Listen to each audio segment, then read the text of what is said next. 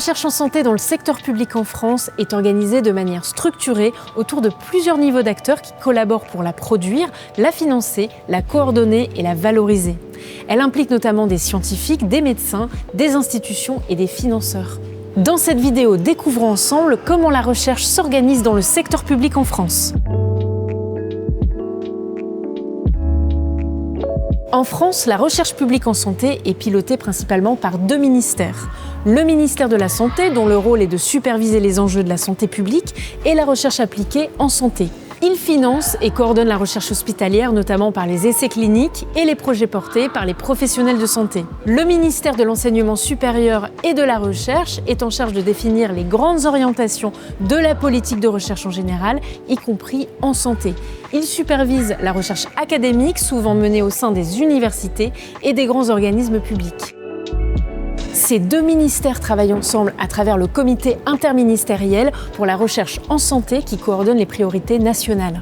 Ils élaborent des stratégies nationales, comme la stratégie nationale de recherche en santé, qui fixe les orientations prioritaires de recherche de notre pays et lance des plans nationaux comme le plan cancer, le plan maladies rares, le plan autisme, le plan santé mentale et psychiatrie.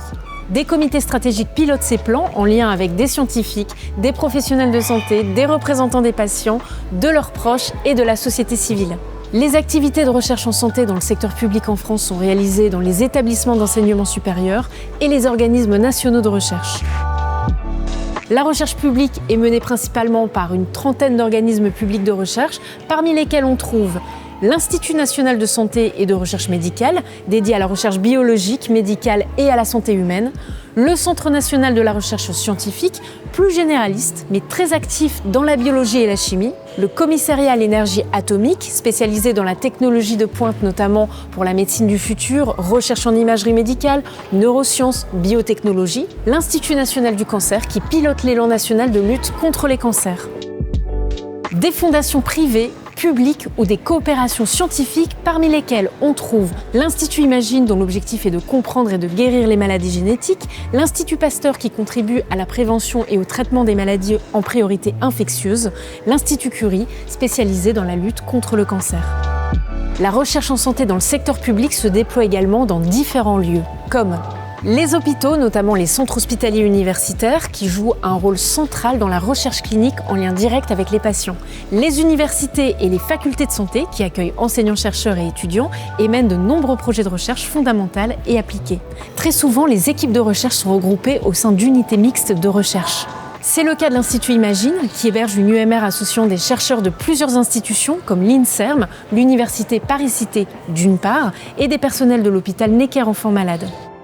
Les financements de la recherche publique se font principalement via des appels à projets lancés par des acteurs comme l'Agence nationale de la recherche qui finance des projets scientifiques dans toutes les disciplines, les CHU à travers le programme hospitalier de recherche clinique, des programmes de plus grande envergure comme les investissements d'avenir, France 2030 et les projets de recherche hospitalo-universitaires en santé, des agences spécialisées qui soutiennent aussi des thématiques spécifiques comme l'Institut national du cancer, la Fondation maladies rares et d'autres. Les partenariats industriels peuvent aussi constituer une source de financement. Les associations de patients jouent également un rôle important dans le financement de la recherche, notamment grâce aux événements solidaires et aux campagnes de levée de fonds qu'elles organisent. Le mécénat d'entreprises ou de particuliers constitue une source de soutien permettant de financer des projets innovants. Enfin, les financements européens, comme ceux du programme Horizon Europe, qui permettent à de nombreux projets français de voir le jour avec des partenaires internationaux. La recherche en santé dans le secteur public en France est un écosystème dense, coordonné, riche de compétences et d'innovation. Elle mobilise organismes de recherche, universités, hôpitaux, laboratoires, agences, chercheurs, patients et leurs proches, mais aussi des acteurs de la société civile qui coopèrent autour d'un même but, améliorer la santé de toutes et tous. Connaître cette organisation, c'est mieux comprendre comment la recherche progresse, comment elle impacte notre quotidien et ses enjeux. Un organisme ou institut de recherche est une structure scientifique qui regroupe des équipes autour de thématiques de recherche. Une équipe de recherche en santé est un groupe de personnes qui travaillent ensemble autour d'une problématique scientifique commune dans un laboratoire. Elle vise à faire avancer les connaissances sur un sujet précis et peut être rattachée à une université, un hôpital ou un organisme de recherche comme l'INSERM ou le CNRS. Un laboratoire de recherche s'organise autour de plusieurs catégories de professionnels. Chaque membre de l'équipe joue un rôle clé dans les étapes de la recherche.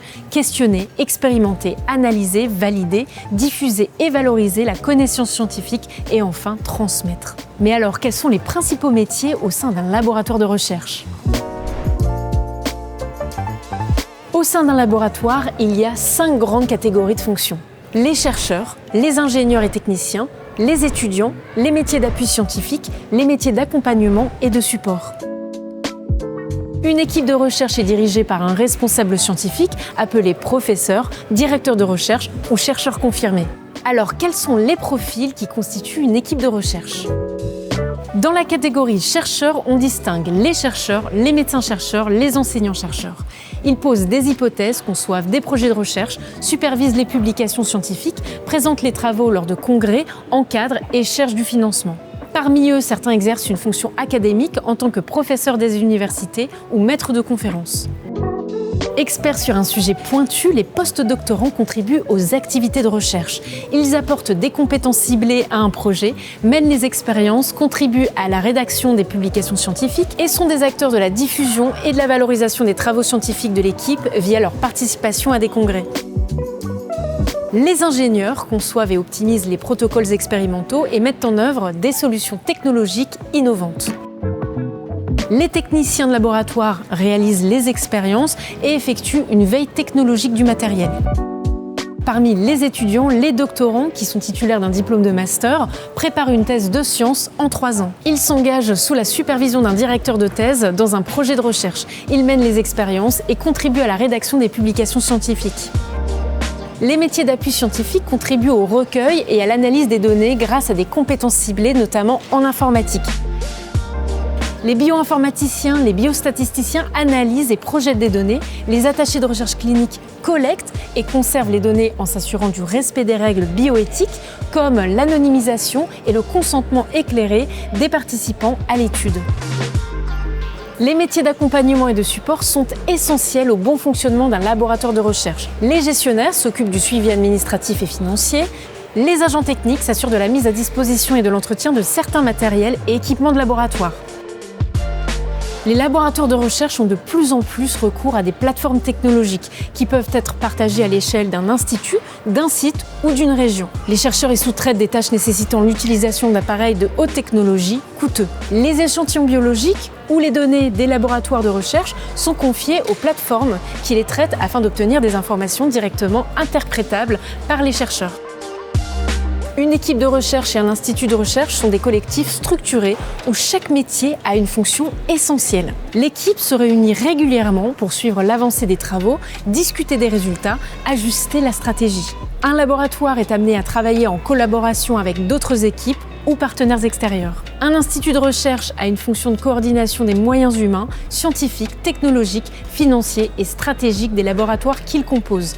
Chercheurs, ingénieurs, doctorants, techniciens ou gestionnaires, tous travaillent avec un objectif commun, contribuer à faire avancer la science.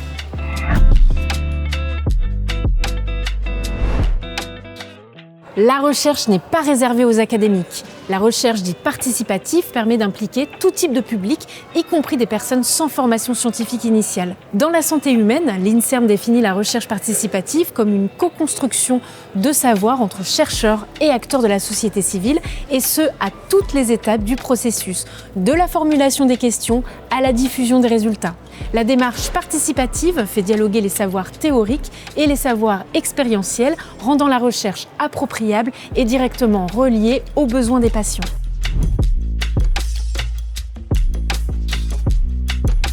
Le modèle de Montréal, développé au Québec dans les années 2010-2015, formalise l'intégration des citoyens, des patients et des aidants dans les systèmes de santé, notamment dans l'éducation, la recherche et l'organisation des soins. Il repose sur des processus de participation progressive, permettant aux personnes concernées de s'impliquer à différents niveaux, du feedback ponctuel à la co-conception de programmes et projets, de la simple consultation sur un sujet précis jusqu'au partenariat dans lequel les participants partagent le pouvoir décisionnel. Ils co-construisent avec les chercheurs chaque phase du processus. Le concept de partenariat patient en recherche atteint son plein potentiel lorsque les patients partenaires formés et accompagnés sont en mesure d'assumer une responsabilité partagée dans les décisions, la collecte et l'analyse des données et la communication des résultats.